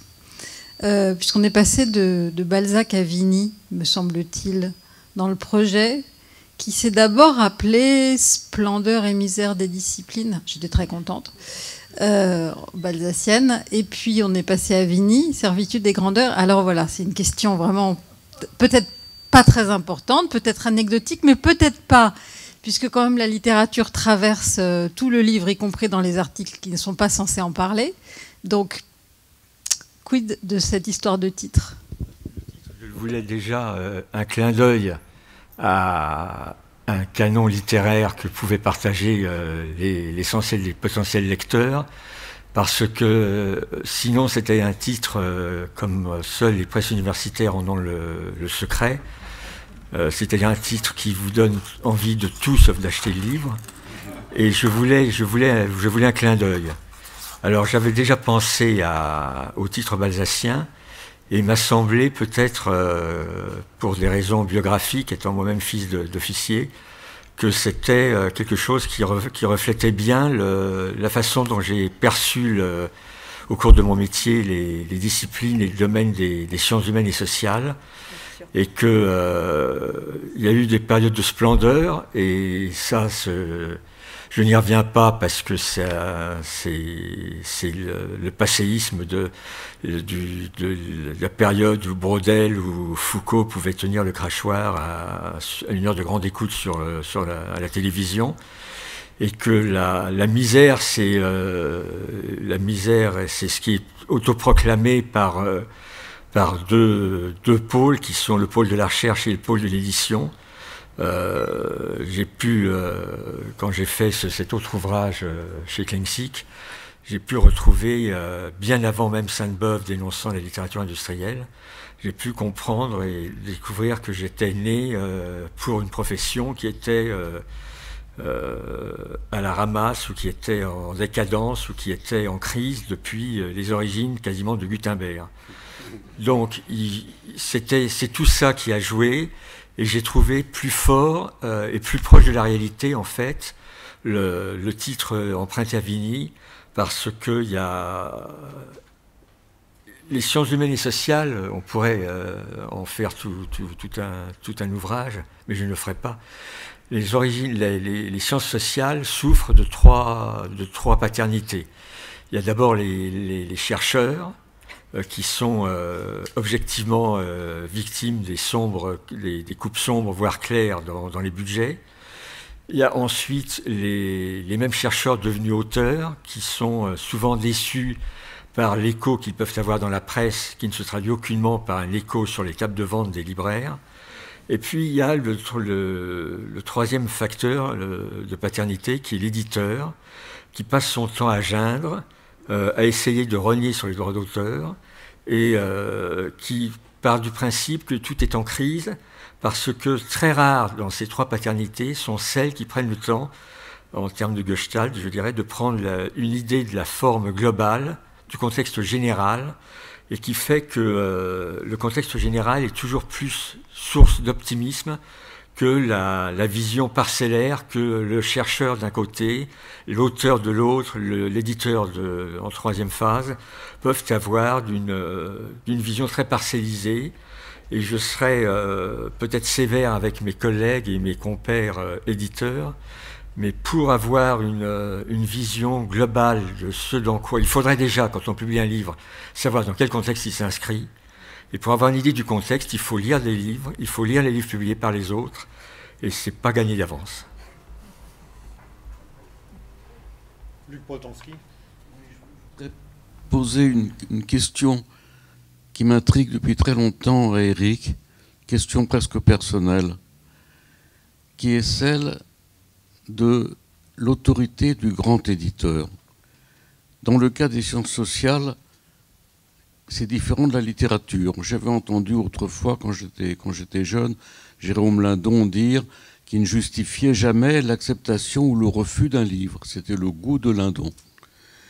Mais on ne peut pas faire ça pour des livres de sciences ou de sciences sociales. Et la puissance du grand éditeur, comme ce que tu as été, par rapport à l'universitaire, c'est qu'il n'a pas de discipline. Il a sa discipline d'éditeur, dont j'aimerais beaucoup que tu me parles. J'ai lu ton livre sur l'édition, tu parles pas mal de ta discipline d'éditeur, mais tu n'as pas la contrainte disciplinaire de publier des choses dont on pense qu'elles vont permettre de grandir la discipline ou de la poursuivre ou d'être conforme à la tradition de la discipline. Mais si tu veux, j'aimerais beaucoup que tu nous dises des anecdotes. Comment est-ce que quel est ton flair? Tu ne peux pas tout savoir, tu sais presque tout. Je le sais parce que j'ai des kilos de notes que tu m'envoyais, de critiques, de ratures, de là t'as dit ça, c'est pas vrai, etc. Tu sais presque tout, mais malgré tout, tu ne sais pas tout. Qu'est-ce que c'est qu'être un grand éditeur? Quel est le courage qu'il faut avoir quand on n'a au fond aucune autorité pour juger des textes qui vous sont envoyés? Par le fait que s'il fallait définir la qualité première d'un éditeur, je dirais c'est une orgueilleuse humilité. Orgueilleuse parce que quand tu publies un livre, tu participes à la défense et illustration d'une profession qui n'est pas évidente, qui n'est jamais définie de la même manière quand tu parles d'un éditeur à un autre, et que cet éditeur, théoriquement, sait ce qu'il veut faire et sait où il veut aller. Il y va par les chemins que lui proposent les auteurs, et là se noue un dialogue qui n'est pas toujours facile, parce que ce qui te frappe en tant qu'éditeur dans un ouvrage et qui fait que tu te dis tu vas le prendre pour un RFSA ou bien quand c'était des inédits pour les collections de poche, c'est quelque chose qui peut sembler tout à fait secondaire, voire inexistant dans l'image que l'auteur a de son livre et de son travail. Donc il y a des conditions de réception, on pourrait parler d'une herméneutique de l'édition, il y a des conceptions et des conditions de réception qui ne sont pas nécessairement celles auxquelles l'auteur s'attend le plus.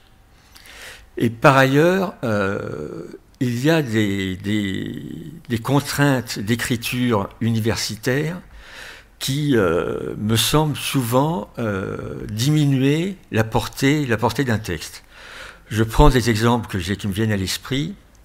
On commence par prouver qu'on est un chercheur de bonne aloi parce qu'on a lu toute la littérature sur le sujet. On passe donc en revue l'ensemble de la littérature et c'est manque de peau l'ouverture de l'ouvrage. Donc c'est la possibilité immédiatement offerte à l'auteur, au lecteur de reposer le livre et de passer à un autre.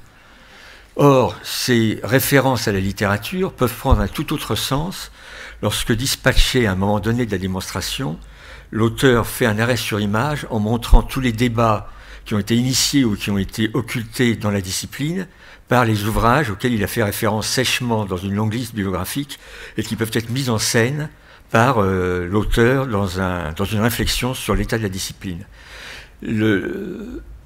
L'éditeur est un peu un régisseur, c'est-à-dire il est là pour essayer de mettre en scène le savoir et sans faire violence à l'auteur, lui dire ce que l'on attend de cet ouvrage. Et lorsque l'on décide que tel ouvrage sera publié dans telle collection, on décide des échos qu'il peut rencontrer avec d'autres titres dans la collection, des échos qu'il peut créer, des échos qu'il semble avoir reçus d'autres ouvrages et d'autres approches que tu as managé, un terme que je déteste, que tu as organisé en tant qu'éditeur. Et ça va très loin parce que ça veut dire que quand tu te retrouves à la Foire internationale de Francfort, qui est la grande foire où l'on achète des droits pour des ouvrages qu'on va traduire, où on vend des droits pour des ouvrages qu'on aimerait voir traduire, c'est impressionnant le nombre d'éditeurs qui ont en tête non pas un éditeur, mais une collection chez un éditeur. Et qui ont face à eux des responsables de droit, c'est souvent des femmes plutôt que des hommes, parce que ça permet de payer moins. Et la responsable des droits a, elle, une fiche de route qui consiste à essayer de vendre le plus les ouvrages que vous avez achetés le plus cher par les avaloirs auprès d'auteurs qui sont des grands romanciers, etc., etc. Et vous êtes là à l'écouter gentiment et à un moment donné lui dire « Oui, mais dans cette collection, qu'est-ce que vous avez publié ?» Souvent, elle n'a pas la réponse parce que c'est considéré comme minoritaire, comme mineur par l'éditeur d'origine. Je pense aux maisons d'édition anglo-saxonnes. Et elle n'a pas le minimum d'informations qui vous intéresse parce que ce que vous avez aimé dans le catalogue de cet éditeur, c'est tout ce qu'il a publié dans telle ou telle collection et qui vous oblige à traduire les termes de réception d'un ouvrage d'un pays ou d'une langue à l'autre. C'est-à-dire qu'il y a eu énormément de biais commerciaux inventés par les anglo-saxons et que les Français, par imitation, ont utilisés sans même prendre la peine de traduire. Donc d'année en année, on avait apparaître les Gender Studies et puis ensuite les Cultural Studies et autres. Et vous qui avez fait un ouvrage de philosophie sur Proclus et Platon, vous trouvez l'ouvrage promu en Gender Studies pour le catalogue. Et c'est assez désespérant de voir que les premiers à ne pas prêter attention aux conditions de recevabilité que vous avez créées, sur lesquelles vous avez travaillé des mois, sont les confrères qui théoriquement devraient être intéressés parce qu'ils font grosso modo le même travail que vous. Et un grand éditeur n'est pas quelqu'un qui a la science infuse, mais c'est quelqu'un qui est une figure du panthéon hindouiste. Il a 3 yeux. Il y a les 2 yeux pour lire les manuscrits, il y a le 3e œil qui lui dit quelle peut être la marge, comment tu vas le lancer, parce que pour qu'un ouvrage existe intellectuellement, il faut qu'il existe commercialement. Et le fait, un bon éditeur, un grand éditeur est quelqu'un qui a constamment la calculette en tête, non pas pour se dire je ne vais pas faire cet ouvrage, mais pour dire chiche, je vais le faire, et réfléchir aux conditions de possibilité pour que cet ouvrage existe chez les représentants, pour qu'ils soient accrochés et qu'ils aient envie de défendre l'ouvrage, puis chez les libraires qui aient envie de le mettre sur sa table de vente, et éventuellement le lisent et le poussent auprès des lecteurs. Et à ce moment-là, dès lors qu'il y a les lecteurs, il y a vraiment un auteur qui commence à exister, et il y a un débat qui peut se créer à l'université ou ailleurs, parce qu'il y a eu un écho fait à cet ouvrage, parce que dès le départ, l'éditeur n'a pas dit « je ne sais pas ce que je vais faire de ce livre », il dit « je prends ce livre parce que je sais ce que j'ai envie d'en faire ». Oui. Moi, il me semble que une des grandes originalités de la collection, je réfléchissais évidemment à ça là, ces jours-ci, oui, bien sûr, et l'une des grandes originalités de la collection, c'est qu'à la différence des autres collections de sciences humaines et sociales des 40 dernières années, celle-ci n'est pas disciplinaire. C'est-à-dire que je reprendrai la question de l'interdisciplinarité du point de vue de l'édition et non pas du point de vue épistémologique que vous avez discuté. C'est-à-dire que, en fait, sous le manteau essai, j'ai l'impression que ça t'a permis d'avancer masqué, je ne sais pas, mais en tout cas, ça t'a permis de ne pas être disciplinaire. Et la plupart des autres collections sont des collections disciplinaires, ont été des collections disciplinaires, en histoire, en sociologie, en anthropologie, en littérature, en philosophie. Et donc, c'est vraiment une de très grandes forces, je trouve, et d'originalité de la collection et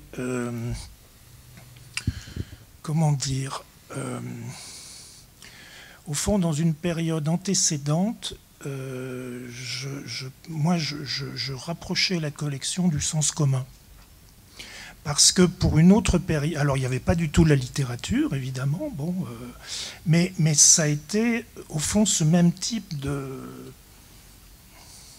d'espace de liberté. Enfin, sur la question de l'interdisciplinarité individuelle, ça veut dire dans cette collection, chacun lisait les autres. Et donc d'autres qui travaillaient sur des sujets et à partir de disciplines complètement différentes. Donc je ne sais pas si tu... J'ai une petite anecdote qui va droit au sujet. C'est qu'il fut un moment où, comme Folio Essai s'occupait de droit, d'économie, de philosophie politique, de philosophie sociale et autres disciplines, sociologie et autres, je me suis dit pourquoi ne pas promouvoir une forme d'écriture qui serait liée proprement à Folio et abolir les disciplines, c'est-à-dire sacrifier la collection Folio Histoire et que les ouvrages d'histoire prennent leur place dans l'ensemble de Folio Essai. Ça pouvait très bien marcher pour des ouvrages comme Guillaume le Maréchal de Duby ou Les femmes du Moyen-Âge, parce que ça rentrait du coup en écho avec nombre d'autres ouvrages sur les femmes de sociologie ou autres qui avaient été notamment produits dans cette auguste institution. Et ça a été une levée de bouclier de tout le monde, y compris les libraires ou les représentants. Il y avait un entre-soi de l'histoire qui ne pouvait pas être passé à l'as. Et il y avait quelque chose de j'ai découvert que ça avait quelque chose si on maintenait les collections d'histoire en tant que collections d'histoire et qu'on ne les faisait pas, qu'on ne montrait pas leur potentialité d'ouverture à d'autres disciplines, on confortait, on rassurait les lecteurs et les auteurs en se disant « Oui, mais moi je fais de l'histoire ». Ça, c'est le vieux principe brodélien que comme tout est dans le plasma de l'histoire est la discipline qui peut unir aussi bien la biologie que la gastronomie ou que sais-je encore. Et ça a marqué les générations et c'est quelque chose qui est très difficile à faire sauter. Donc j'ai été disciplinaire uniquement par mon incapacité à franchir les obstacles et à supprimer une collection d'histoire pour la mettre dans une proposition intellectuelle qui était celle de la collection Folio. Et par ailleurs, puisque vous êtes friand d'anecdotes personnelles, si je ne suis pas disciplinaire, c'est parce que je n'ai eu aucun concours d'État, et si je n'ai eu aucun concours d'État, c'est parce que la question programme était la question A, et je trouvais que la question B et C étaient beaucoup plus intéressantes. Oui, évoquant ce que c'est qu'un grand éditeur, Boltanski tout à l'heure, je crois, a employé le mot de flair. C'est effectivement un attribut qu'on croit et qui est fondamental. Et toi, Éric, tu évoquais les 3 yeux nécessaires de faire fonctionner ensemble. Je voudrais introduire un 3e mot qui concerne aussi peut-être ce que disait Romain Huret à propos des relations entre l'école de hautes études et une maison d'édition comme Gallimard. Le 3e mot, c'est confiance. Et je crois que la réussite et le pari peut-être fondamental de cette collection et ton action propre d'éditeur, de grand éditeur, c'était d'instaurer de la confiance avec les auteurs et une confiance qui reposait sur la compétence de l'éditeur lecteur, dont on était certain que c'était vraiment un lecteur et qu'il évitait systématiquement, éventuellement même dans sa position de fermeté qui engage le fait de dire non aussi quelquefois, qui engageait une attitude qui n'était pas celle qu'on rencontre dans des relations sociales du monde des auteurs de sciences sociales, de sciences humaines par rapport aux éditeurs, ceux qui sont des maisons d'édition ayant pignon sur rue, on va dire, commercialement aussi, c'est-à-dire l'affirmation d'enthousiasme et le désintérêt superficiel pour ce que cet enthousiasme semblait d'abord souligner. Et NRFSC, c'était tout le contraire de ça. Donc, un grand merci pour ça. pour être un grand éditeur, je ne vous parle pas de moi en tant que grand éditeur, je suis très honoré mais profondément touché par ce qui se passe ce soir ici, parce que c'est maintenant que j'ai arrêté que je commence à prendre conscience de l'ampleur de ce que j'ai pu apporter à chacun d'entre vous à l'occasion de ce travail d'édition. Je travaille dans une maison où il y a beaucoup d'éditeurs, de collègues et confrères qui sont romanciers, parce que quand vous êtes en littérature, il semblerait qu'il faut montrer patte blanche et montrer que vous savez vous aussi faire des romans pour pouvoir juger des romans des autres. En sciences humaines et sociales, ça n'existe pas. Et je me suis dit que si jamais un jour je m'étais mis à écrire un ouvrage d'histoire, de philosophie ou que sais-je, je rompais un pacte de confiance parce que je serais immédiatement soupçonné d'avoir des intentions masquées, cachées, de me mettre en avant, de mettre en avant ma production plutôt que celle des auteurs. Et quand je mettais en avant vos productions, je me mettais en avant au sens où je mettais en avant les éditions Gallimard pour qu'elles soient présentes dans des domaines nouveaux qu'elles avaient peu abordés. Et cette confiance, elle est née, je crois, du fait que quand je discutais avec chacun d'entre vous, c'était mes capacités de lecteur et de constructeur, d'architecte d'un volume qui était mis en avant. Et c'était rien que ça. Et c'est énorme déjà de pouvoir gagner la confiance d'un auteur en le conduisant à concevoir de lui-même qu'il faut un autre plan, de lui-même qu'il faut un autre sujet, de lui-même qu'il faudra changer de période d'espérance de publication. Et pour ça, la confiance naît de ce que les seuls enjeux sont ceux du livre, ceux des intérêts de l'auteur, et bien évidemment ceux de la maison d'édition, parce qu'encore une fois, le dialogue que j'ai pu avoir avec chacun d'entre vous avait en tête des espèces sonnantes et trébuchantes, parce que je pars du principe qu'un ouvrage n'existe que quand il a des lecteurs, disons plus modestement que quand il a des acheteurs. Je ne suis pas là pour savoir si chaque acheteur devient lecteur.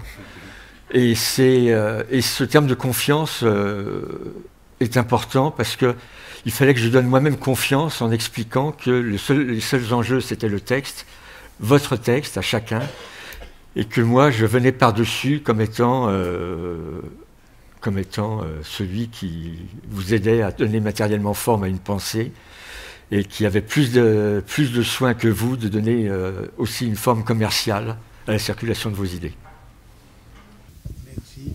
Je voudrais juste, disons que je me présente en tant que collègue pendant 30 et quelques années d'Éric Vigne au sein de la Maison Gallimard en tant qu'éditeur responsable éditorial. Et je voudrais très simplement et rapidement, bien sûr, me joindre à toutes ces louanges et à ces remerciements qui sont évoqués ici, et je crois qu'ils sont sincères et que tu les mérites grandement. J'ai bien aimé quand tu as parlé tout à l'heure de l'éditeur metteur en scène. L'éditeur metteur en scène, parce qu'on dit souvent, c'est un truisme, l'éditeur est un passeur. Il y a même des libraires qui ont appelé leur librairie machin du passeur ou le passage. Metteur en scène, c'est bien comme définition, et particulièrement dans le domaine qui a été le tien, dans lequel tu as excellé pendant tant d'années, c'est que tu as reçu des textes qui, souvent, j'allais dire, étaient probablement forts de contenu, mais bruts de décoffrage. C'est-à-dire que des textes qui sont soit adaptés à une transmission de savoir universitaire, dans une forme universitaire, de cours, de choses qu'on entend dans les amphis sur lesquels on prend des notes et qu'on essaie de restituer le mieux possible le jour du concours ou de l'examen. Mais ce n'est pas ça qui fait un livre. Et ce que tu as su faire, chaque fois, c'est reprendre ce contenu, parfois sévère, didactique, parfois abscon, et d'y mettre une structure, d'y mettre une âme, de faire des entrées, des références, des rebondissements, un peu à la manière d'ailleurs que tout éditeur, fût-il de littérature générale, doit faire avec un texte, c'est-à-dire l'articuler, lui donner un squelette, lui faire des passages d'un rebondissement à l'autre, et faire en sorte que ce livre-là, dans un contenu parfois sévère, puisse, grâce à ce travail de pratique presque de sculpteur, avoir une forme accessible, visible, transmissible, qui puisse être développée d'une manière simple, raisonnée, auprès des gens qui sont chargés comme tu le disais, de faire lire ses livres, de vendre ses livres et de lire ensuite. Donc entre le discours universitaire que tu as reçu sous forme de manuscrits nombreux et le travail final des ouvrages que tu as donnés à lire dans la collection Folio Essai, apparaissait précisément, discrètement, car tu es un homme discret, ce profond travail de mise en forme, de mise en scène, d'activation des discours qui devient vivant à partir de choses qui parfois, comme on le sait, présentent une sévérité de lecture inaccessible au grand public. Car tu as su aussi, avec ces ouvrages difficiles, donner à lire à beaucoup de monde des choses auxquelles il n'aurait jamais eu accès. Et les succès qu'on a connus dans cette collection NRFSC sont la preuve de ce travail de metteur en scène, qui est d'ailleurs, encore une fois, la meilleure qualité, je crois, que l'on puisse attribuer à un éditeur. De mettre en forme, de faire vivre, de transmettre un savoir ou un imaginaire, et à des fins de fabrication réelle de ce qu'est un travail d'édition. Donc pour cela, pour ton efficacité, ta discrétion, ta capacité de grand metteur en scène, salut à toi et merci, Éric.